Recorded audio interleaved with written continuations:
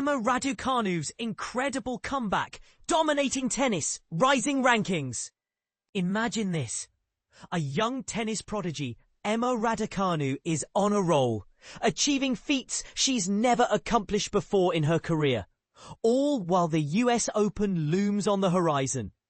It's an exhilarating time for the British number one, who has been on a remarkable streak, transforming her solid form on the grass into a genuine title contender on the hard courts. But here's where it gets controversial. Is this just a hot streak, or is Raducanu truly on the path to greatness? Let's dive in and find out. Raducanu kicked off her North American tour in Washington with a bang, soaring into the semi-finals before ultimately falling to Anna Kalinskaya. But that setback hasn't dampened her spirits. She's carried that momentum into the Canadian Open, securing her first two rounds with ease and setting up a thrilling clash with Amanda Anisimova for a spot in the round of 16. This isn't just a flash in the pan. It's a continuation of her stellar form, underscoring just how impressive her year has been so far. Montreal has been no different. Raducanu continues to shine, and her latest victim is none other than Peyton Stearns, a seeded player who fell to the British sensation's relentless prowess. But this is the part most people miss. Raducanu's success isn't just about her individual wins, it's about the consistency she's shown, stringing together multiple victories in different events and defeating higher-ranked players along the way. Take Wimbledon, for instance. Raducanu pushed Aryna Sabalenka to the limit before heading to DC, where she defeated the 7th seed Marta Kostyuk, Naomi Osaka and Maria Sakkari. And now, in Montreal, she's added Peyton Stearns to her list of conquests. It's a British tennis record in the making, and it's clear that Raducanu is a force to be reckoned with. Anisimova, fresh from her remarkable run to the Wimbledon final, will undoubtedly provide a stiff challenge.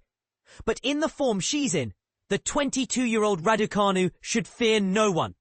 She's proven time and time again that she can rise to the occasion, and her head-to-head record against Anisimova speaks volumes. They've faced off twice this year, with Raducanu emerging victorious both times. But here's the twist. Anisimova is no longer the same player she was earlier in the year. She's a Grand Slam finalist now, and she's made significant strides in her game. Their upcoming match promises to be an intriguing, tactical battle between one of the WTA's biggest ball strikers and one of its most impressive, in-form counterpunchers. Will Raducanu's momentum be too much for Anisimova to handle? Or will the American's recent form be the key to her victory? It's a question that has tennis fans on the edge of their seats. And it's a match that could very well determine Raducanu's trajectory ahead of the US Open. With her win over Gabriela Rus, Raducanu completed a British tennis record, further highlighting her impressive run. But here's the million-dollar question. Can she keep this up? A seeded spot at the US Open surely beckons, but the competition will be fiercer than ever. Raducanu will need to bring her A-game if she wants to maintain her unprecedented run and soar up the rankings. But one thing is for sure, she's got the talent, the determination and the heart to make it happen. So what do you think? Is Raducanu on the path to greatness, or is this just a hot streak? Share your thoughts in the comments below, and let's spark a lively debate. Emma Raducanu's true ranking revealed as she closes in on a top 10 return. Emma Raducanu is on the verge of a remarkable comeback, inching closer to a coveted spot in the top 10 of the tennis world rankings. After a series of impressive performances over the past few months, her true standing in women's tennis may be better represented by alternative ranking systems. Following the grass court season, Raducanu has not only improved her ranking, but also her reputation. Her spirited match against world number one Aryna Sabalenka at Wimbledon, where she reached the third round, showcased her growing competitiveness against the elite players in the sport. This match served as a clear indicator that she is narrowing the gap between herself and the top-tier athletes. Raducanu continued to build on this momentum by reaching the semi-finals of the WTA 500 tournament in Washington, and has started her campaign in the WTA 1000 event in Montreal with some early victories. These achievements have set her sights on breaking into the top 32 of the WTA rankings, which would secure her a seeded position at the upcoming US Open, a reflection of her current standing in the women's game. Currently, Raducanu is positioned 25th in the WTA race rankings, which account for performances in 2025, and she has climbed to number 13 in the Universal Tennis Rating UTR rankings, which are also based on her recent form. Interestingly, victories against higher-ranked opponents carry more weight in the UTR system compared to the official ATP or WTA rankings. This means that the UTR rankings provide a more accurate representation of a player's current form, as they are based on results from the last few weeks and months, rather than outdated performances from a year ago. The UTR system was designed to foster fair and competitive play across the tennis landscape, rating all players regardless of age, gender, location or skill level on a uniform scale from 1.00 to 16.50, based on actual match outcomes. In their Wimbledon encounter, Sabalenka praised Raducanu's performance as incredible, hinting that she could soon find herself back in the top 10. This endorsement has undoubtedly motivated the 22-year-old former US Open champion. It gives me confidence that I'm not as far away as I perhaps thought before the tournament, Raducanu reflected on her match against Sabalenka. She acknowledged that in previous encounters with top 5 players, her losses were quite definitive. However, pushing Sabalenka to her limits has instilled a sense of confidence in her. The problem before was that I felt like I was gulfs away from the very top.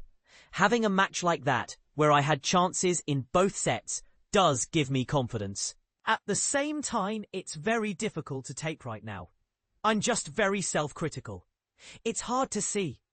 Of course, I'm very proud of being competitive on the court.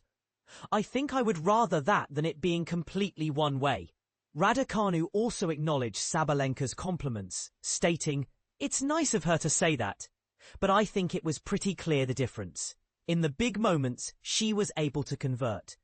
She was able to hit some incredible shots. I just need to keep working and get back to the drawing board and improve a lot more." With very few points to defend from her 2024 total, Raducanu has a significant opportunity to ascend the rankings and potentially reach her goal of breaking into the top 20 by the end of this year. What do you think? Can Emma Raducanu reclaim her spot among the elite in women's tennis? Share your thoughts in the comments. Emma Raducanu playing right kind of tennis ahead of US Open. Emma Raducanu is showcasing the right kind of tennis as she gears up for the US Open, according to Anisimova, the captain of the Billie Jean King Cup team. At just 22 years old, Raducanu is striving to stay injury-free while demonstrating impressive skills on the court. This season, she has shown signs of returning to her peak form, notably reaching the semi-finals of the City Open in Washington last week. Unfortunately, she fell short of a rematch with Leylah Fernandez, the opponent she faced in the 2021 US Open final, after being defeated by Anna Kalinskaya. In addition to her singles performance, Raducanu also made it to the semi-finals of the doubles competition alongside Elena Rybakina, although she had to withdraw due to illness.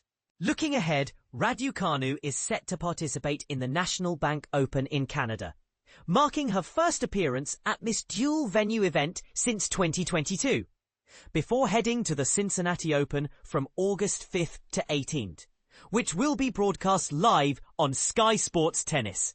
Anisimova expressed her optimism about Raducanu's recent performances, stating, "I thought she had a pretty good grass court season and has carried that confidence into the start of the North American hardcourt swing. Seeing her win matches in tough conditions, serving really well, and showing great composure is all positive. It's clear she's moving in the right direction, and she thrives during this time of year. Keothavong emphasized that hard courts are where Raducanu feels most at ease, highlighting her impressive victories over notable players like Maria Sakkari and former Grand Slam champion Naomi Osaka. Despite her semi-final loss, Keothavong noted that Raducanu played well and is gaining valuable match experience, which will serve her well as she prepares for the US Open. This season, Raducanu has also reached her first WTA 1000 quarter-final at the Miami Open, as well as the quarter-finals at Queen's Club and the third round at Wimbledon, where she faced world number 1 Aryna Sabalenka in a thrilling match. After a brief dip to British number 3, Raducanu's performance in Washington allowed her to reclaim the title of top-ranked British player from Katie Boulter. She had previously ended Boulter's 2-year reign at the top of the domestic rankings in June, but slipped to 46th in the world after a close match with Sabalenka at Wimbledon. Currently, Raducanu is ranked number 33 and is aiming to secure a seeding for the upcoming US Open. Keothavong remarked, "I thought she played well at Wimbledon. Although she lost to the world number 1, that match was one of the best of the championship. The outcome wasn't in her favour, but her performance showed she is playing the right kind of tennis." Despite being without a coach in North America, amid uncertainty regarding her partnership with Mark Petchey, Raducanu has been guided by her hitting partner, Alexis Cantor. Keothavong noted, "At 22, she is still quite young in women's tennis and has already achieved so much.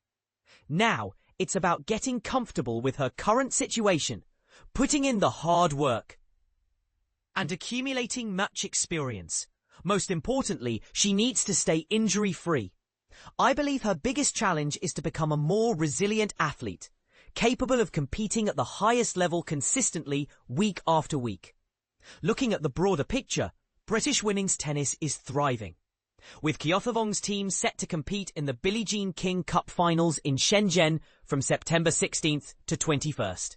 The British team will face Japan in the quarterfinals on September 18th, and if they succeed, they will advance to play against the winner of the USA versus Kazakhstan match.